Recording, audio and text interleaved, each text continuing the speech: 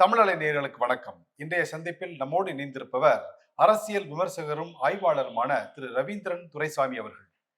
வணக்கம் சார். வணக்கம் ரமணி. வணக்கம் சார். இப்போ பேசிட்டு இருக்க இந்த டயத்துல கரூர் சம்பவம் தொடர்பாக தாவேகாவுடைய தலைவர் விஜய்க்கு சிபிஐ சம்மன் அனுப்பிச்சிருக்கிறாங்க. வரும் 12ஆம் தேதி நேரில் ஆஜராகும்படி, டெல்லியில் ஆஜராகும்படி சம்மன் அனுப்பிச்சிருக்காங்க. எப்படி பாக்குறீங்க சார்? சரியான நடவடிக்கை, சரியான நகர்வு. தமிழக அரசு சட்டப்படி நடக்கல. தமிழக முதல்வர் மு க ஸ்டாலின் சட்டப்படி நடக்கல. அதுதான் என்னோட கருத்து. இதுல விஜய்க்கு நான் மோட்டிவ் இருக்குன்னு சொல்ல வரல, அதிகாரிகளுக்கும் மோட்டிவ் இருக்குன்னு சொல்ல வரல. 41 பேர் அங்க இறந்துருக்குறாங்க. இப்போ நீங்க ஒரு ஆக்சிடென்ட் நடக்கு, டிரைவர் யாரையும் இடிக்கணும்னு கிடையாது மாட்டான். அதாவது 304A murder caused by negligence. Mens rea இருக்காது, மோட்டிவ் இருக்காது. விஜய்க்கும் நோக்கம் இல்லை, யாரும் கொல்லணுங்கிற நோக்கம் விஜய்க்கும் கிடையாது, அதிகாரிக்கும் கிடையாது. ஆனா அபட்டர் விஜய் தான், தவறிழைச்சது விஜய் தான். அந்த இடத்துக்குள்ள தமிழக முதல்வர் எந்த தலைவரும் தன் தொண்டரை கொல்ல விரும்பணும்னு சர்டிபிகேட் கொடுக்க வேண்டிய அவசியம் என்ன? அது ஸ்டாலின் சர்டிபிகேட் கொடுத்தது தவறு. அடுத்து மட்டும் இல்ல, ஒரு பொது கருத்துல அது நியாயமா இருக்கலாம். பட் ஒரு சம்பவம் நடந்த பிறகு அந்த சர்டிபிகேட்டை கொடுத்து விஜய ஸ்டாலின் காப்பாற்ற நினைக்கிறது தவறு. தமிழக காவல்துறையோட நடவடிக்கையும் தவறானது. நீங்க அதுக்கு விஜய பொறுப்பாக்கி இருக்கணும். அது மட்டும் இல்ல, அவருக்கு கேரவனை கன்ஃபிஸ்கேட் பண்ணி காவல் நிலையத்திலேயோ நீதிமன்றத்திலேயோ கொண்டு நிறுத்தி இருக்கணும். இந்த 2 விஷயத்தையும் தமிழக அரசு சட்டப்படி செய்ய தவறிட்டுங்கிறத நான் சொல்றேன். இதை நான் சொல்லல, நாம் தமிழர் கட்சி ஒருங்கிணைப்பாளர் சீமான் தெளிவா சொல்றாரு. சீமான் அதுல போல்டா சொல்றாரு, விஜய் என்ன பெரிய விஜய், அவர் தப்பு பண்ணா அவன் உள்ள போண்டேதான். அந்த இடத்துக்குள்ள சீமானுக்கு கருத்து ஒரு போல்ட்னஸ் நான் பாக்குறேன். அதுல அவரு தெளிவா, தம்பி வரலன்னா இது நடந்திருக்குமா, தம்பி வந்த விதம் லேட்டு, எல்லா இடத்துலயும் பிரச்சாரம் பண்ணாம ஒரே இடத்துல குவிக்கிறது, வெளியூரார்களை கொண்டு வைக்கிறது, உங்களுக்கு பிராண்டிங் ஆட்களை வச்சு எங்களுக்கு கூட்டம் அதிகனி காட்டுறதுக்காக அப்பாவி மக்களை கொண்டுட்டீங்க. குறித்த நேரத்துல வராது, திட்டமிட்டே நேரத்துல வராது. நீங்க இப்ப எம்ஜிஆர் வராரு, அவரு 10 பாயிண்ட்ல வருவாரு, ஒரு பாயிண்ட்ல நேரமாகும். அது எக்ஸ்கியூசபிள். நீங்க திட்டமிட்டே அபட்டர் கூட்டத்துல நெரிசல்ல மக்கள் சாகணும்னு நினைச்சு லேட்டா வர. நீ 4 இடத்துக்கு போயிட்டு ஒரு கூட்டத்தை பேசி முடிச்சுட்டு எம்ஜிஆர் வத்தலகுண்டு மீட்டிங்ல பேசினாரு, உசிலம்பட்டி மீட்டிங்ல பேசினாரு, ஆண்டிப்பட்டி மீட்டிங் லேட்டா வந்தாருன்னா அது நியாயம். நீ வேற மீட்டிங்கே இல்ல உனக்கு, இதுதான் உனக்கு பாயிண்ட். இது கூடுற நேரத்தை அனௌன்ஸ் பண்ற, ரொம்ப லேட்டா வர, அப்ப யூ ஆர் த கில்லர். நீதான் நாமக்கல்ல கூட கூட்டம் இருந்துச்சு சார். நாமக்கல்ல முடிச்சுட்டு தானே இங்க வந்தாரு. இது சொன்ன நேரம் என்ன, நாமக்கல்லுக்கு அவருக்கு வந்த நேரம் என்ன, இங்க புறப்பட்ட நேரம் என்ன, எல்லாத்திலுமே ஒரு திட்டமிட்ட ஒரு டிலே அவர் கையில இருக்குது. ஒரு திட்டமிட்டே அந்த டிலே அவங்க பண்றாங்க. இது விசாரணையில தெளிவா தெரியக்கூடிய விஷயமா தான் நான் பாக்குறேன். சீமானுக்கு கருத்தை நான் நியாயம் பண்ணி பாக்குறேன். நீங்க 304A டிரைவர் அரெஸ்ட் பண்ற மாதிரி விஜய் அரெஸ்ட் பண்ணிருக்கணும், அந்த வண்டியை கொண்டு வந்திருக்கணும். ஸ்டாலின் நீதிமன்றத்துக்கோ காவல் நிலையத்துக்கோ அந்த கேரவனை கொண்டு போயிருக்கணும். ஸ்டாலின் ஏன் பண்ணல? இவர் என்ன செய்வாருன்னு தெரியாது. அரசியலுக்கு வந்திருக்கிறாரு, மக்களவை தேர்தலில் கேண்டிடேட் இல்லாதனால சிஏ எதிர்ப்புன்னு நின்னாரு. அது ஒரு பாஜக எதிர்ப்போட ஒரு மனநிலை. இடைத்தேர்தலே நிக்கல, பொது தேர்தலில் இவர் கேண்டிடேட் தயார் பண்ணவும் இல்லை. உங்களுக்கு தெரியும், உளவுத்துறை மூலமா 214 கேண்டிடேட் அவர்கிட்ட கிடையாது. 214 தொகுதிக்குள்ளேயும் அவருக்கு பிறந்த நாள் கொண்டாடப்பட்டோன்னு சொன்னா 35க்குள்ளதான் கொண்டாடப்பட்டோன்னு ஸ்டேட் இன்டெலிஜென்ஸ் மூலமா பின்னர் டிப்ஸ்ல முதல்வற்ற இருக்குது. அப்ப நீங்க என்ன கணக்கு போடுறீங்க? இவர் எடப்பாடி கூட கூட்டணி போறதுக்கு வாய்ப்பு உண்டு. அப்போ இவரை நம்ம அரெஸ்ட் பண்ணுனா அதை ஒரு சிம்பதியா கிரியேட் பண்ணி எடப்பாடி கூட போயிருவார். பாத்தீங்களா எனக்கு அநீதி, திமுக அரசு அநீதினு சொல்லி கூட்டணி வாய்ப்பு அவரு எடுப்பாரு. அப்ப அதுக்கு நீங்க என்ன பண்றீங்கன்னா, சட்டப்படி செயல்படாம, சட்டம் கடமையாற்றாம, அரசியல் காரணங்களுக்காக அவர் எடப்பாடி கூட பேரக்கூடாதுங்கிற காரணத்துக்காக அவரை நீங்க சர்டிபிகேட்டும் கொடுத்து உரிய நடவடிக்கை நீங்க எடுக்கல. இப்ப சிபிஐக்கு போறாரு, 12ஆம் தேதி வருது. பல இதுகளையும் அவங்க எடுத்திருப்பாங்க. அதை வச்சுனா இவர் காதல என்ன சொன்னாரு, இவர் புஷி ஆனந்த் எப்படி ஆர்கனைஸ் பண்ணாரு, அதை வச்சுனா எப்படி ஆர்கனைஸ் பண்ணாரு, இவங்கள்ட்ட தப்பு என்ன, எல்லாமே எடுத்து சிபிஐ முறையா நடவடிக்கை எடுக்கும். நான் இந்த இடத்துக்குள்ள சிபிஐ மேல நம்பிக்கை வைக்கிறேன். இதுல நீங்க அல்லு அர்ஜுன் பெரிய சூப்பர் ஸ்டார், தெலுங்கானா, ஆந்திரா தெலுங்கானாவில் இவரோட பெரிய ஆளு, பவன் கல்யாணோட பல மடங்கு பெரிய ஆளு. ஆனா அவரை ரேவந்த் ரெட்டி போல்டான சீஃப் மினிஸ்டர் அரெஸ்ட் பண்ணாரு, ம். இன்னைக்கு அக்யூஸ்டா சேர்த்துட்டாரு. அப்ப ரேவந்த் ரெட்டி ஒரு சட்டம் தன் கடமை செய்யட்டுன்னு ஒரு பெரிய ஸ்டார ஒரு காங்கிரஸ் முதல்வர் ரேவந்த் ரெட்டி செய்யறாரு. ம். தமிழக முதல்வர் அரசியல் காரணங்களுக்காக நம்ம அரெஸ்ட் பண்ணா அதை வச்சு சிம்பதி கிரியேட் பண்ணி எடப்பாடி கூட தன் எதிரியோட எடப்பாடியோட கூட்டணி பெறுவாருன்னு சட்டப்படி தமிழக முதல்வர் செயல்படல. அதான் நீங்க சொல்றது இருந்து நான் பாத்- குற்றம் சாட்டுறேன் முதல்வர். இல்ல நீங்க சொல்றது இருந்து பார்த்தா அது விஜய் மீது கொண்ட ஒரு அச்சம் காரணமாக கரூர் சம்பவத்துல விஜய் மீது எந்த விதமான நடவடிக்கையும் தமிழக அரசு எடுக்கல கண்டிப்பா அப்படிங்கிற நடவடிக்கை எடுத்தா அவர் தனிச்சு நின்னா பரவாயில்ல, நடவடிக்கை எடுத்தா எடப்பாடி கிட்ட போய் விழுந்துருவாருன்னு அஹ், தெரியுது. கேண்டிடேட் இல்லைன்னு தெரியுது. 39 நாளதான் பேசாம இருந்தார் பாராளுமன்றத்துல தேர்தல்ல. 50 கேண்டிடேட் மேல இல்லைன்னு தெரியுது. அப்ப கொஞ்சம் எடப்பாடி கொடுக்குற சீட்டை வாங்கிட்டு பெயர்வாருங்கிறதுக்காக தமிழக அரசு அரசியல் காரணத்துக்காக சட்டம் தன் கடமையை தமிழ்நாட்டில் செய்யல. ஸ்டாலினை நான் குற்றம் சாட்டுறேன். நீங்க சட்டப்படி எடுக்க வேண்டிய நடவடிக்கையை ரேவந்த் ரெட்டி எடுத்த ஒரு நடவடிக்கையை, அல்லு அர்ஜுன் மேல எடுத்த நடவடிக்கையை விஜய் மேல நீங்க எடுக்க தவறிட்டீங்க. குறைஞ்சபட்சம் அந்த கேரவனை கூட நீங்க கன்வெஸ்டிகேட் பண்ணல. அந்த 41 சாவது காரணமான மெட்டீரியல் ஆப்ஜெக்ட், அந்த பொருள் கார் கேரவன், அதை கூட நீங்க போலீஸ் ஸ்டேஷனுக்கு கொண்டு போகல. சரி சார். இப்போ ஏற்கனவே மத்திய அரசு மீது சொல்லப்பட்ட ஒவ்வொரு குற்றச்சாட்டும், அதாவது இடி ரைடு வந்தாலும் சரி, சிபிஐ விசாரணை வந்தாலும் சரி, திமுக அரசும் சரி, மற்றவர்களும் தமிழ்நாட்டில இருந்து சொல்லக்கூடிய காரணங்கள் வந்து மத்திய அரசு வந்து எங்களை பழிவாங்குறதுக்காக இந்த நடவடிக்கை எடுக்கிறாங்க அப்படின்னு. இதே விஷயத்தை வந்து விஜயுடைய விஷயத்திலையும் எங்களோட கூட்டணி அமைக்க வரல, பாஜகவோட விஜய் வந்து கூட்டணி அமைக்க தயாரா இல்ல, அதனால சிபிஐ நோட்டீஸ் அனுப்பிச்சிருக்காங்கன்னு சொல்றதுக்கான ஒரு காரணங்கள் வரும் இல்லையா? அப்ப ஸ்டாலின் உங்களை பழிவாங்கல்ல, உங்களை இறக்கப்பட்டு விட்டுட்டாரு. சீமான் ஒரு அங்கீகரிக்கப்பட்ட கட்சி தலைவர் சொல்லக்கூடிய கருத்தை கூட மதிக்காம ஒரு லெட்டர் பேட் கட்சி தலைவரான உங்க மேல சட்டப்படி ஸ்டாலின் நடவடிக்கை இல்லைங்கிறது நீங்க ஒத்துக்கிட வேண்டிய இருக்கும்ல. திமுக அரசு சட்டப்படி நடவடிக்கை எடுக்கலைங்கிறதும் ஆகும்ல. சோ நீங்க அப்படி போனா இந்த கருத்து முன் வரும்ல. உங்களுக்கு நடவடிக்கை எடுத்தா மத்திய அரசுக்கு மேல அதான் சொல்லுவீங்க. அது நான் மறுக்க வரல. ஒரு அரசியல் கட்சி தலைவராட்டும் விஜய் இருக்கிறதுனால நான் கூட்டணிக்கு வர மறுத்ததுனால என் மேல எடுத்துட்டீங்கன்னு தான் சொல்லுவீங்க. ஆனா நடவடிக்கை ஒழுங்கா எடுக்கணுங்கிறது தான் பொதுமக்களோட எண்ணம். அவர் குற்றமற்றவர் நினைக்கிறவன் நினைச்சிட்டு போறான், அவன் உனக்கு ஓட்டு போட்டுட்டு போறான். பட் சட்டம் தன் கடமையை செய்யணும். அப்போ உனக்கு ரசிகர்கள் அபிமானம் உள்ளவன்னா 4 பேரை கொலை பண்ணிடலாமா? அது சட்டம் அதை கேட்காதா? நான் தமிழக முதல்வரையே குற்றம் சாட்டுறேன். நீங்க அரசியல் காரணங்களுக்காக அவர் எடப்பாடி கூட சேர்ந்துடக்கூடாதுங்கிறதுக்காக நடவடிக்கை எடுக்கலைங்கிறது தான் தமிழக முதலமைச்சர் மு.க. ஸ்டாலின் மேல நான் நேர்மையா நடுநிலையோட நியாயமா சீமான் சொல்றது சரின்னு அந்த குற்றச்சாட்டை வைக்கிறேன். சரி சார், சீமான் சொல்வது சரின்னு இருக்கட்டும். இப்போ இந்த சிபிஐ விசாரணையுடைய கான்சிக்வன்ஸ் எப்படி இருக்கும் சார்? இந்த கான்சிக்வன்ஸ் நம்மளை பொறுத்தளவுல நம்ம சிபிஐ அவங்களுக்குள்ள தரவுகளின் அடிப்படையில் சாட்சிகளின் அடிப்படையில் முடிவெடுப்பாங்க. நான் பிஎம்ஓ பொறுத்தளவுல மோடி ஃபார் பிஎம் 2029ங்கிறதுக்காக ஒர்க் பண்ணக்கூடிய அடிப்படையில் விஜய் குற்றவாளிங்கிறதுக்குள்ள ஆதாரங்கள் இருந்ததுன்னா அவர் அரெஸ்ட் பண்ணணும். அதனால அவர் பயன்படுத்தி மோடி எதிர்ப்பாளராகி மோடி எதிர்ப்பு ஓட்ட அவர் எடுத்துட்டு போறாரு. அதை பற்றி பாஜக கவலைப்பட வேண்டியது அல்ல. அரசியல் ரீதியா பார்த்தாலே அவர் வந்து பலம் நிரூபிக்காத ஒருத்தரால வந்து ஓட்டை டிரான்ஸ்ஃபர் பண்ண முடியாது. அல்லு அர்ஜுனால ஓட்டை டிரான்ஸ்ஃபர் பண்ண முடியல. ஒரு காங்கிரஸ் சீஃப் மினிஸ்டர் ரேவந்த் ரெட்டி எவ்வளவு போல்டா அல்லு அர்ஜுன் அரெஸ்ட் பண்ணாரு, அக்யூஸ்டா சேர்த்திருக்காரு. அப்போ ரேவந்த் ரெட்டிக்குள்ள போல்ட்னஸ் மத்திய உள்துறைக்கு இல்லையா? சோ நீங்க வந்து தரவுகளின் அடிப்படையில சாட்சிகளின் அடிப்படையில தான் சிபிஐ இயங்கணுங்கிறது மாறுபட்ட கருத்து இல்லை. பட் ஒரு போல்ட்னஸ் பார்த்தா ரேவந்த் ரெட்டிக்குள்ள போல்ட்னஸ் ஹோம் மினிஸ்டர் அமித்ஷாவுக்கு இல்லையாங்கிற கேள்வி வரும். சோ ரேவந்த் ரெட்டி அல்லு அர்ஜுனை ட்ரீட் பண்ண மாதிரி ஹோம் மினிஸ்ட்ரி வந்து விஜய் ட்ரீட் பண்ணணும். அதுதான் சட்டம் நியாயம். எந்த பெரிய கொம்பாதனா இருந்தானே வில்லாதி வில்லனா இருந்தானே அவன் தப்பு பண்ணா தப்பு தானே. அவன் வந்து மோட்டிவ் இல்ல, நான் மோட்டிவ் சொல்ல வரல. ஆக்ட் ஆஃப் நெக்லிஜென்ஸ், அந்த நெக்லிஜென்ஸுக்கு அவர் தானே காரணம். அபற்றர்னு நீங்க அல்லு அர்ஜுனை போடும்போது விஜய் என் கையில தூக்க கூடாது, தூக்கணும், அரெஸ்ட் பண்ணணும். அது உடனே பெயில வருவாரு. இது வந்து உள்நோக்கம் கொண்ட மர்டர் இல்ல, நெக்லிஜென்ஸ் தான், கவனக்குறைவால உள்ள மர்டர் தான். அப்ப கவனக்குறைவுக்கு காரணமா விஜய் ரெஸ்பான்சிபிலிட்டி ஆகணும் இல்ல. சோ சிபிஐ தமிழக முதல்வர் ஸ்டாலின் பண்ண மாதிரி தப்பு பண்ணக்கூடாது, சிபிஐ கரெக்டா நடக்கணுங்கிறத நம்ம நோக்கம். அரசியல் ரீதியாட்டும் விஜய் பலத்தை நிரூபிக்கிறது. பவன் கல்யாண் பலத்தை நிரூபிச்சுக்கிட்டு 19 பலத்தை நிரூபிச்சு 24 மோடிக்கு ஆதரவா வந்த மாதிரி இவர் வந்து 26 பலத்தை நிரூபிச்சாருன்னா அது மோடிக்கு ஆதரவா 29 வரும். இந்த இடத்துக்குள்ள சட்டம் தன் கடமையை செய்யணுங்கிறது தான் என்னோட கருத்து. சரி சார்.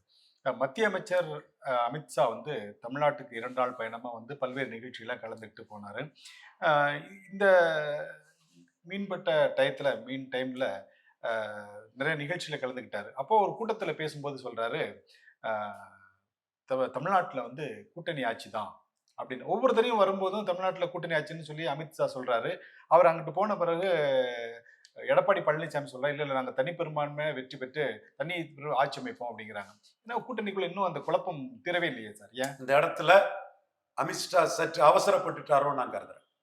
அமித்ஷா மிகப்பெரிய தலைவர்.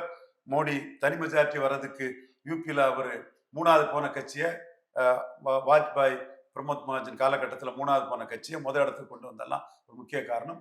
அசாம்ல சாதிச்சாரு, மகாராஷ்டிரா சாதிச்சாரு, எல்லாமே அவர் சாதனைகள் தான். தமிழ்நாட்டில் அவசரப்பட்டுட்டார் நான் நினைக்கிறேன். அண்ணாமலையை எடப்பாடி வேண்டுகோளுக்கு ஏற்ப ரிசைன் மாத்தி கொடுத்துருக்க கூடாது. அண்ணாமலையை மாத்துறதுக்கு முன்னாடி சீட் எவ்வளவுன்னு முடிவு பண்ணியிருக்கணும். நாங்க 11.4, நீங்க 20, 2 ரெட்டலைக்கு ஒரு தாமரன்னு முடிவு பண்ணிக்கிட்டு அண்ணாமலையை மாத்திருக்கணும். இப்ப ஒரு சில சந்தர்ப்பவாத சுயநல பாஜக தலைவர்களால, அண்ணாமலை மேல உள்ள பொறாமையில உள்ள கொண்ட தலைவர்களால முதல் தப்பு என்னன்னா, விக்கிரவாண்டியில பாமகவை நம்பி போட்டியிட்ட பாஜக ஈரோடு கிழக்குல போட்டியிடாம போனது பாஜகவுக்கே ஒரு பின்னடைவு. இது தெரியல. இது மேம்போக்கான தலைவர்கள், மேனாமினிக்கு தலைவர்கள், காகித புலி தலைவர்களுக்கு புரியல. கிரவுண்டை விட்டுருக்க கூடாது. எப்படி எடப்பாடியை வெளியே தள்ளிக்கிட்டு 2வது இடத்தை என்டிஏ பிடிச்சதோ அதே மாதிரி ஈரோடு கிழக்குல நின்று இருக்கணும். அது அண்ணாமலை மேல உள்ள பொறாமை காரணமாக உள்கட்சி மோதல்ல அந்த தப்பு நடந்துட்டு, இதே அண்ணாமலை மேல உள்ள பொறாமை காழ்ப்புணர்ச்சியில எல்லாரும் அமித்ஷாட்ட போய் சொன்னாங்க, இது அண்ணாமலையால தான் நமக்கு சீட்டு வரல, அல்லது வேலுமணி சொல்றாரு, அதே மாதிரி நம்ம 15 சீட்டாவது வந்திருக்கோம். உண்மைதான், கூட்டணி வச்சிருந்தா சீட்டு வர்றதுக்கு வாய்ப்பு இருந்திருக்கும், அதை மறுக்க வரல. ஆனா கூட்டணி வராததுக்கு காரணம் அண்ணாமலையும் காரணம், இவரு எடப்பாடியும் காரணம். அப்ப மீண்டும் கூட்டணி வராங்க. யாரு வாரா? மக்களவை தேர்தலே 6 சீட்டுக்கு மேல தரமாட்டோம்னு சொல்லி 12 சீட்டு தரேன்னு சொல்லி சீட்டு தேர்தலால முடிஞ்ச எடப்பாடி பழனிசாமி, என்டிஏ, பிஎம்ஓ, எங்க ஆர்டிடி, அண்ணாமலை எல்லாரும் வந்து 8 விழுக்காடு எடுத்த சீமான 18 விழுக்காடு சிஎம் கேண்டிடேட்டா நிதிஷ்குமார் மாதிரி ப்ரொஜெக்ட் பண்ணிருவாங்கிற அச்சத்துல பாராளுமன்றத்திலே வராத ஒரு சட்டமன்றத்துக்குள்ள வாராரு. அப்ப அலர்ட்டா என்ன பண்ணிருக்கணும்னா சீட்டை பேசி முடிச்சிருக்கணும். ராமதாஸ் முதல்ல சீட்டை பேசி முடிச்சுக்கிட்டு கொஞ்ச நாள் இருந்துகிட்டு அது பிறகு எதாவது பேசிக்கிட்டு கூட்டணி போவார். சீட்டை தெளிவா பேசி முடிச்சிருக்கணும். இதுல எடப்பாடிக்கு என்ன அட்வான்டேஜ் ஆயிட்டுன்னா, சீட்டை பேசி முடிக்காம அண்ணாமலையை மாத்தினால இன்னொரு அணி பாஜகவால் அமைக்க முடியுமாங்கிறது டவுட்ஃபுல் ஆயிட்டு. அண்ணாமலையால தான் அது, டெல்லி பேக்கிங்கோட அண்ணாமலையால தான் அது முடியும். இப்ப அண்ணாமலையை மாத்தின பிறகு இப்ப பாஜகவால மீண்டும் ஒரு அணி அமைக்க முடியுமாங்கிறது மிகப்பெரிய கேள்விக்குறியாட்டு ஆயிற்று. இந்த மீன் டைம் மோடி வந்து சென்னை வரும்போது ஓபிஎஸ் டிடிவிக்கு அப்பாயின்மெண்ட் இல்லாத போது அவங்க வருவாங்களாங்கிறது கேள்விக்குறியாயிட்டு. அடுத்த கட்டம் பாமக என்டிஏவா நின்று அண்ணாமலை அன்புமணிங்கிற ஒரு கேண்டிடேட் அனௌன்ஸ் பண்ணி எடப்பாடியை 10.5 ஒரு முடிவெடுக்க முடியாம, ஜாதிவாரி கணக்கெடுப்புல ஒரு முடிவெடுக்க முடியாம, அங்கேயும் இல்லாம இங்கேயும் இல்லாம, வலவும் போகாம இரவும் போக முடியாம களத்தை விட்டே விரட்டி அடிச்ச பாமக உடஞ்சு போச்சு. அப்ப இது எல்லாமே எடப்பாடிக்கு சாதகமான ஒரு சூழ்நிலையை உருவாக்கிட்டு, அவர்கிட்ட 20 விழுக்காடு ஓட்டு இருக்குது. இந்த 20 விழுக்காடு ஓட்டுங்கிறது ஸ்டாலினுக்கு அடுத்தபடியா அணி அமைக்கக்கூடிய பலம் அவர்கிட்ட தான் இருக்கு. இப்ப ஸ்டாலினை நோக்கி தேமுதிக, ஓபிஎஸ், டிடிவி எல்லாம் இருக்கிறாங்க. இவங்களோட 2வது ஆப்ஷன் யாரு?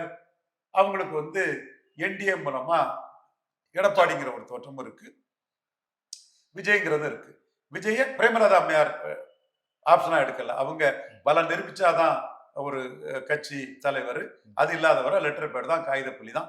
நிரூபிச்ச கேப்டன் வேற, நிரூபிக்காத விஜய் வேற. விஜய் நிரூபிக்கல.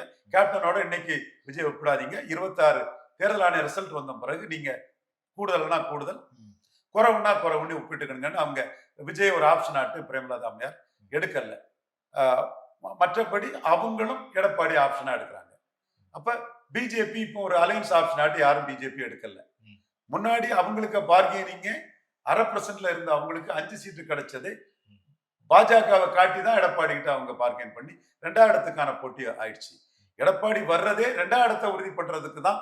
பாஜக ஒரு அணி அமைச்சிருவாங்க, சீமான ப்ரொஜெக்ட் பண்ணிடுவாங்கன்னு வராரு. அப்படி அச்சப்பட்டு வர்றவர்கிட்ட எடுப்பிலே சீட்டை நீங்க பிக்ஸ் பண்ணிருக்கணும். இப்ப பிக்ஸ் பண்ணாம நீங்க கூட்டணி ஆட்சின்னு சொன்னா உடனே அவர் வந்து தனித்து ஆட்சிங்கிறாரு.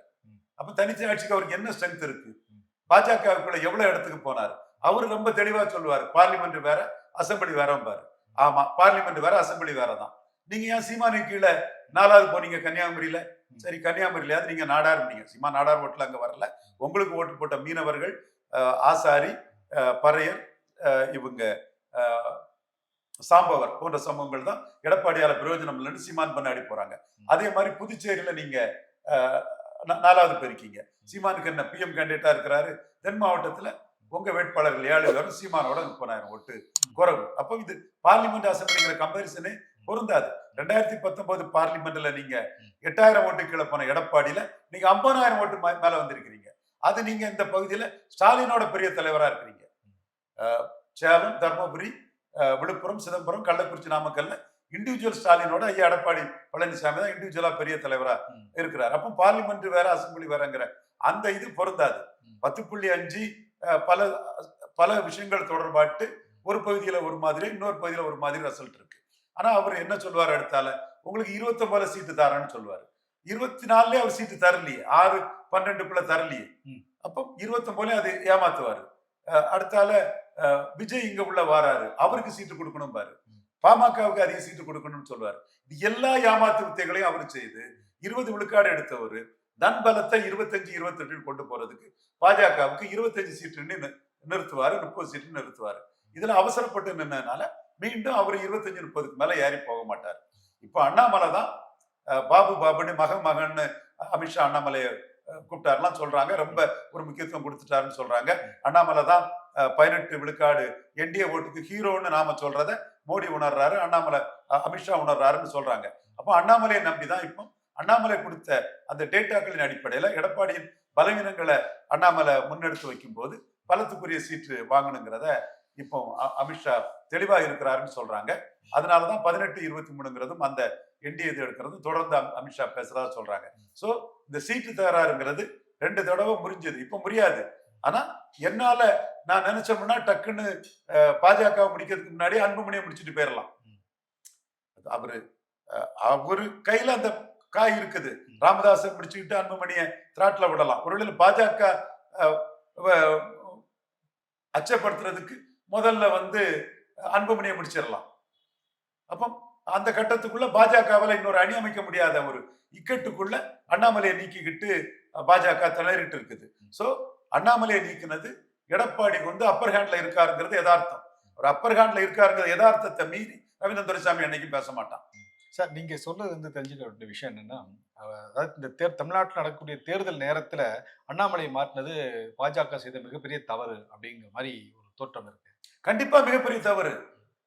சகோதரர் நயினாரை போட்டதுல எனக்கு பிரச்சனை இல்லை. அவர் என் சகோதரர் தான், நல்ல தன்மையானவர், அமைதியான மனிதர், எல்லா தரப்பு மக்கள் மத்தியிலும் ஒரு அன்பும் ஆதரவும் பெற்ற ஒரு மனிதர். நீங்க உடனே அவர் மறவர் போட்டது ரவீந்திர நாடாருக்கு பிடிக்கலன்னு கிளப்பி விடுவானே, அது 4 பேர் இருக்கான், சென்னையிலே இருக்கானே கொஞ்சம் பேர். அது இல்லை நமக்கு இந்த இடத்துக்குள்ள அண்ணாமலையை நீக்கிறது தவறு. 18 விழுக்காடு என்டிஏ ஓட்டுக்கும் ஒரு ஹீரோவா வந்தாரு அண்ணாமலை. சோ திராவிட கட்சிகளை வீழ்த்துறதுக்கு, அழிஞ்சு போயிட்டு இருக்கக்கூடிய அதிமுக வீழ்த்துறதுக்கு அண்ணாமலை கரெக்டா இருந்திருப்பாரு. அண்ணாமலை சட்டமன்ற தேர்தலையும் எடப்பாடியை வீழ்த்தினாருன்னா 29 மக்களவை மோடிக்கு ரொம்ப சேஃபா இருந்திருக்கும். அதுதான் நம்ம நோக்கமா இருக்குது. நம்ம ஆன்டி ஸ்டாலின் கிடையாது. காங்கிரஸ் கூட இருக்கக்கூடிய ஸ்டாலின் தான் மோடிக்கும் ஆர்டிக்கும் எதிரியே தவிர, காங்கிரஸை கலத்தி விட்டு ஸ்டாலின் கலத்தி விட்டுட்டாருன்னா ஒன்னும் பிரச்சனை இல்லை. வாஜ்பாயே 99 திமுக கூட்டணி வைக்காததா, அது பெரிய மேட்டரே இல்லை. சோ நம்ம அந்த அடிப்படையில Edappadi master art of teaching, சசிகலாவை டீச் பண்ணியிருக்கிறாரு, ஓபிஎஸ் டீச் பண்ணியிருக்கிறாரு, தினகரனை கமாண்ட் பண்ணவரை கலத்தி விட்டுருக்கிறாரு. இப்படி பல இதுல அவருக்கு இல்லாடிங்கும் போது அவர்கிட்ட அலர்ட்டா இருக்கணும், அவர்கிட்ட ஏமாந்துடக்கூடாதுங்கிறதுல, மோடி ஏமாந்துடக்கூடாதுங்கிறதுல நாம தெளிவா. சரி சார். இப்போ மத்திய அதுக்கு ப்ரொடெக்ட் பண்ணக்கூடிய ப்ரொடெக்டராட்டு இருக்கிறது அண்ணாமலை தான். 18 விழுக்காடு ஓட்டுக்கும் அண்ணாமலை தான் ஹீரோ. வேற மற்றபடி எல்லாம் 2.7 கொண்டு வந்தவங்களையும் 3.7 கொண்டு வந்தவங்களையும், நோட்டா கீழே போனவங்களையும் கண்டஸ்டே பண்ண முடியாம அண்ணாமலை பண்றவங்களை வச்சு நாம அரசியல் களத்துக்குள்ள தெளிவா வேகமா நிற்க முடியாது. சோ மீண்டும் அண்ணாமலையை வச்சுதான் எடப்பாடியை செக் பண்ணணும். சரி சார். இந்த அமித்ஷாவுடைய 2 நாள் பயணத்துல அதிமுகவுடைய முன்னாள் அமைச்சர் எஸ்பி வேலுமணி 2 நாள் அடுத்தடுத்த நாட்கள் சந்திச்சு பேசியிருக்கிறாரு. அது முக்கிய நிர்வாகிகள் யாருமே இல்லாம அவர் தனியா அங்க லோக்கல்ல உள்ள நிர்வாகிகளோடு போய் சந்திச்சிருக்காரு. இது வேற விதமா பேசப்படுகிறதா சார்? கண்டிப்பா எடப்பாடிய இனிமேல் கரெக்டா டீல் பண்ணாதான் பாஜக 29 மோடி ஏமாறாம இருக்க முடியும். இங்க 2 ரெட்டலைக்கு ஒரு தாமரை வாங்க முடியும். இந்த இடத்துக்குள்ள நான் இன்னும் சொல்றோம்னா, ஓபிஎஸ் அவர் ஒரு நல்ல மனிதர். மோடியே நம்பி இருந்தார். அஹ், அஹ், நகர்ப்புற உள்ளாட்சியில் கூட 5 விழுக்காடு சீட்டு வேணும்னு தர முடியும்னு சொன்னாரு. மோடி சொல்லி தான் அந்த ஒருங்கிணைப்பாளர் வந்தார். அவருக்கு மீண்டும் அஹ், இது பொதுச் செயலாளர் தேர்வு செல்லாது, இரட்டை தலைமை தான், இபிஎஸ் ஓபிஎஸ் தான், ரெட்டை இலைக்கு ஒரு இலை எடப்பாடி ஒரு இலை ஓபிஎஸ் ஒரு முடிவை தேர்தல் ஆணையம் எடுக்கக்கூடிய அளவுக்கு ஒரு சூழ்நிலை வந்தாதான் எடப்பாடியை கண்ட்ரோல் பண்ண முடியும், எடப்பாடியை அடக்க முடியும். 50-50 அவரு போயிட்டாருன்னா, ரெட்டையில வேண்டான்னு அவர் போனாருன்னா, விஜய் எம்ஜிஆர் ஜெயலலிதா பேரை சொல்லி செங்கோட்டை மூலமா ஒரு தாக்குதல் நடத்துறாரு. இந்த தாக்குதல்ல ரெட்டையில இல்லாம அதை அவர் சமாளிக்க முடியாது. அப்போ இன்னைக்கு தேர்தல் ஆணையம் வந்து பொதுச்செயலாளர் தேர்தல் செல்லாது, மீண்டும் 50-50 தான். ஒரு இலையில ஐயா எடப்பாடி, ஒரு இலையில ஐயா ஓபிஎஸ்ங்கிற மாதிரி தீர்ப்பு வந்துன்னா ஓபிஎஸ் ஏத்துக்கிட்டு அவர் கரெக்டா இருப்பாரு. அப்படி ஒரு ஓபிஎஸ் ஒரு லிப்ட் பண்ணி ஓபிஎஸ் ஒரு ப்ரொடெக்டரா வச்சாதான் அவரு 2019 மாதிரியாவது கூட்டணிக்கு வருவாரு. 2024 மாதிரி கலத்தி விட்டுட்டு போக முடியாது. ஓபிஎஸ் ஒரு ஸ்பீட் பிரேக்கராட்டு மோடிக்கு ஆதரவாட்டு உள்ள ரெட்டை இலையில ஒரு இலை 50% இருந்தாதான் 29 கலத்தி விடாம இருப்பாரு.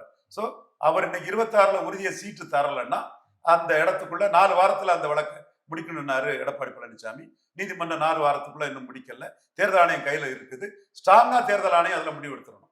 அதனால கூடுதல் வரும் குறைவு வரும்னு சொல்லதுக்கு இல்ல. நீங்க ரெட்டலையை வந்து அவசரப்பட்டு தானே அவர்கிட்ட கொடுத்தீங்க. தேர்தல் ஆணையம் கர்நாடகா எலெக்ஷனுக்காக 24 கலத்தி விட்டுட்டு போயிட்டாருல்ல, மீண்டும் அவர்கிட்ட எத்தனை முறை தான் ஏமாற முடியும்? சார் உங்ககிட்ட நேரடியாவே கேட்கிறேன் சார். எஸ்பி வேலுமணியை வச்சு அதிமுக உடைக்கிறதுக்கான திட்டங்கள் செயல்படுத்தப்படுகிறது அப்படிங்கிற ஒரு ஒரு கேள்வி இருக்க, உண்மையா சார்? எஸ்பி வேலுமணி வந்து பார்த்தது ஒரு பிளஸ் தான். அந்த அணி உடையாம காப்பாத்துறது கூட எஸ்பி வேலுமணி இருக்கலாம். எஸ்பி வேலுமணி ஒரு செல்வாக்கான தலைவர், நிறைய எம்எல்ஏக்கள் சப்போர்ட் இருக்குது. ப்ரோ அலையன்ஸுக்கான ஒரு தலைவர் தான் எஸ்பி வேலுமணி. செங்கோட்டையன் அப்படிதான் இருந்தாரு. செங்கோட்டையனை அவர் கலத்தி விட்டுட்டாரு. இன்னைக்கு அவரு எடப்பாடியை பழி வாங்குறதுக்காக செங்கோட்டையன் வந்து விஜய் கிட்ட போறாரு. நல்ல மூவ்.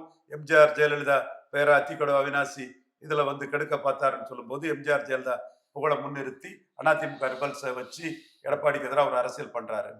வேலுமணியும் இங்க வர்றது எடப்பாடியோட கன்கரன்ஸோட வராரா, அது இல்லாம வராராங்கிறது பெரிய கேள்விக்குறியா இருக்குது. சோ இந்த கட்டத்துக்குள்ள வேலுமணி ஒரு பெரிய பிளேயர். முக்கிய நிர்வாகிகள் யாருமே இல்லையா? எஸ்பி வேலுமணி அந்த லோக்கல்ல உள்ள மாவட்ட செயலாளர்கள் அவங்களோட தானே போய் சந்திக்கிறாரு. அப்போ ஒரு சந்தேகம் ஏற்படுகிறது. வேலுமணி ஒரு பெரிய பிளேயர். ரெட்டையில இருக்கிறனாலதான் எடப்பாடி ஒரு பெரிய இதாட்டு ஒரு கண்டினியூ பண்ணி போயிட்டு இருக்காரே தவிர, ரெட்டையில வந்து ஃப்ரீஸ் ஆகக்கூடிய சூழ்நிலை வந்தாலும் அல்ல ரெட்டை தலைமை வந்தாலும் வேலுமணி ஒரு பெரிய பிளேயரா இருப்பாரு. நான் அப்பவே சொன்னேன், இந்த வேலுமணிக்கும் சி வி சண்முகத்துக்கும் முட்டாள்தனமா பவரை கொண்டு Velumani, C V Shanmugam, KP. Munusamy எல்லாம் எடப்பாடி கையில கொடுத்துக்கிட்டு பவரை கொடுத்துக்கிட்டு இப்ப ரெட்டலைக்கு இவ்வளவு சைனிங் ஏதாட்டி எடப்பாடி கிட்ட இருக்கனால ஒன்னும் செய்ய முடியாம பரிதவித்து டம்மிகளாட்டு இருக்கிறாங்க. பவர்ஃபுல் லீடரா இருந்தவங்க டம்மியாட்டு ஆயிட்டாங்க. அன்னைக்கே நான் சொன்னேன், நீங்க ஓபிஎஸ் வீழ்த்தி ஒற்றை தலைமையானா எடப்பாடி கிட்ட பிடி போயிரும்னு. மீண்டும் எடப்பாடி கையில இருந்து பிடி விலகுனா வேலுமணி ஒரு பெரிய பொல்சா வரலாம். எடப்பாடியே மீண்டும் அதிமுக நடத்தினா அடுத்த கட்டம் முதல் டார்கெட்டு சித்தாராமையாவை தேவகவுடா தூக்கி போட்டது மாதிரி சி வி சண்முகத்தை எடப்பாடி தூக்கி போடுறதுதான் 2026 சட்டமன்ற தேர்தல் புறம் நடக்கும். அதிமுக என் மேல வழக்கு போட வேண்டியது எடப்பாடி. ஆனா எடப்பாடிக்கு ஒரு அடியாளாட்டு சி வி சண்முகம் தான் அதிமுக வழக்கு போட்டிருக்கிறாரு. நாளைக்கு தான் அதிமுக சொன்னா தூக்கி போட்டுருவாரு. அப்புறம் அதிமுகவே இல்லாம தான் இயற்கை நீதிப்படி சி வி சண்முகம் நிற்க வேண்டியது இருக்கும். சோ இவங்க எல்லாம் அவசரப்பட்டு தப்பு பண்ணி புடிய கொடுத்துட்டாப்புல. இப்ப பிஜேபிக்கே அவர் அல்வா கொடுக்கிறாரு, தண்ணி காட்டுறாருங்கிற ஒரு சூழ்நிலை அண்ணாமலை நீக்கின பிறகு அவருக்கு வேலையை காட்டுறாரு. அப்ப இந்த இடத்துல பாதிக்கப்பட்டவங்க எல்லாம் ஒன்னா நின்று ஒரு அவங்களை பயன்படுத்தி வேலுமணி போன்றவங்களை பயன்படுத்தி சி வி சண்முகம் பாஜகவோட வர மாட்டாரு. அவர் தொகுதியில உள்ள தலித் மக்கள் அம்பேத்கரைட்ஸ் முஸ்லிம்ஸ் நிறைய இருக்காங்கனால அவர் பாஜக மைனஸ் நினைப்பாரு. வேலுமணி கொங்கு பெல்ட்னால பாஜக மைனஸ் பிளஸ் நினைப்பாரு. சோ வேலுமணி போன்றவர்களை பயன்படுத்தியாவது எப்படியாவது 2 ரெட்டலைக்கு ஒரு தாமரையை வாங்கலன்னா எடப்பாடி பாஜகவை காலி பண்ணி 29ல கலத்தி விட்டுருவாரு.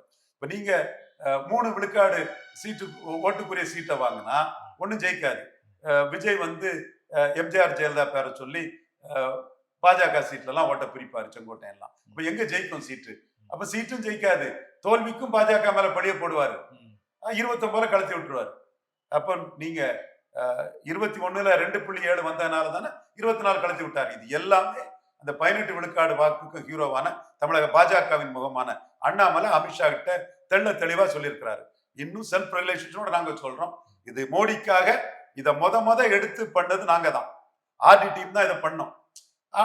அண்ணாமலை 18 விழுக்காடு ஹீரோ, அவர் பிளேயர் உள்ள இருந்து அவரும் அதை தெளிவா பண்றாரு. அதனால அண்ணாமலைக்கும் எங்க நன்றியை தெரிவிச்சுக்கிறோம். நாங்க மோடி ஏமாந்துடக்கூடாதுங்கிற ஒரே புள்ளிக்குள்ளதான் நாங்க நகர்றோம். இன்னும் சொல்ல போனா 2021ல இதுதான் நடந்தது. இப்பவும் எடப்பாடியோட நடவடிக்கைகள் எல்லாரையும் ஏமாத்தினவர் மோடி ஏமாத்துவார், எல்லாரையும் ஏமாத்துவார். இவர்கிட்ட ஏமாறமா இருக்கணும்னா ரொம்ப கவனமா இருக்கணும்.